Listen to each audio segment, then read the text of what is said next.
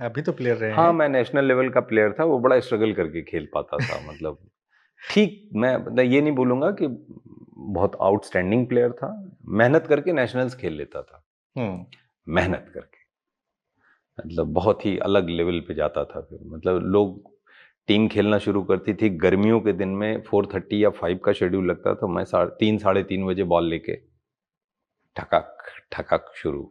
तो पिताजी जो है बहुत डांटते थे इस बात के लिए, घर में आता तो बोलते थे आ गए स्पार्टा मैन।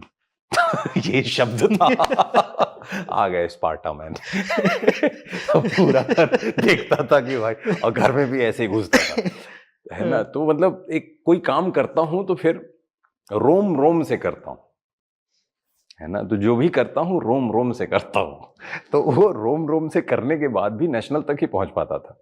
मेरे साथ के इंटरनेशनल प्लेयर्स भी बने, मेरे जूनियर इंडिया टीम के कैप्टन रहे बास्केटबॉल के। क्या बात। तो एनीवे, कार्तिक ने महेश बैठा भट्ट दिया सर के गाड़ी में। बगल में बिठा दिया और सर से बातचीत शुरू हुई। कार्तिक आगे बैठा हुआ है, गाड़ी चल रही है।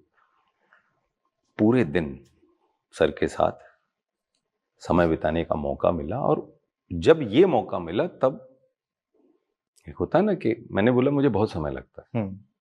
फिर महेश भट्ट सर ने बोला था कि Vineet, I am feeling some kind of raw energy and talent in you. I felt the same thing when I met Irfan, Vajpayee and Rana. कितने सुंदर लोगों तो ही से। सेड दिस एक सेंटेंस में, और उनके वाक्य भी बहुत प्रभावशाली रहते हैं। तो इरफान भाई, आशुतोष राणा भाई, मनोज भाई, इनका तो मैं फैन रहा हूँ। तो मेरे लिए ये था कि पहली बार जिंदगी में इतना बड़ा कोई कॉम्प्लीमेंट बिना कुछ किए। तो that's the magic of Mahesh Bhatt sir, और उनकी वजह से मैं बॉम्बे आने की हिम्मत जुटा पाया। उन्होंने बोला मुंबई कब हो जाता है अगर कोई एक बार हाथ रख दे, बस क्योंकि कह दे कुछ। मैं कुछ और करना नहीं चाहता था, और मैं 8-10 महीने से बनारस में हूँ, दिन भर फिल्में देख रहा हूँ, घर वाले परेशान हैं, तिलकहरू घर में आ जाते हैं तो जाके ऐसे बैठना पड़ता था। अब ये मतलब ये लड़की के भाई हैं, ये लड़की के चाचा हैं, वहां तो आता भी पूरा परिवार है ना। तो रिजेक्ट आप करते थे कि वो लोग? नहीं, मैं रिजेक्ट के नहीं, मैं सच बोलता था। वो बोलते थे कि बेटा जो है जमीन, मतलब आगे क्या क्या प्लान है तुम्हारा, कहीं जमीन वमीन देखी है क्या, नर्सिंग होम बनवा लो, ये कर लो, वो कर लो। भाई एमडी की डिग्री बड़ी होती है, सब सुन लेता था। फिर मैं बोलता था मैं तो बम्बई जाऊंगा।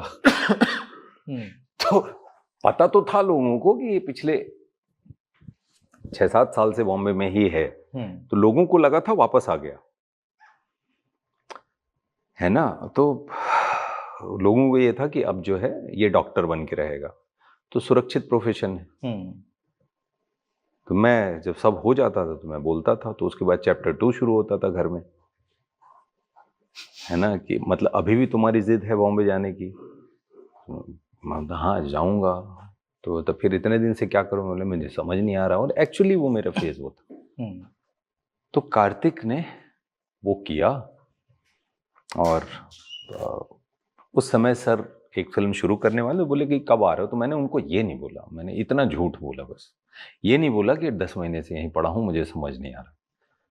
मैंने बोला कि सर जल्दी आ रहा हूं। और मैं तुरंत आया, जाके मिला, एंड उस समय एक फिल्म हो रही थी, मतलब शुरू होने वाली थी। तो मैं सर से मिला और वापस से मुंबई आ गया। और फिर जो है होता है ना कि एक बार रेस में आप खड़े हो फिर दौड़ पड़ा, तो फिर वही रोम रोम वापस से लग लिया मेरा।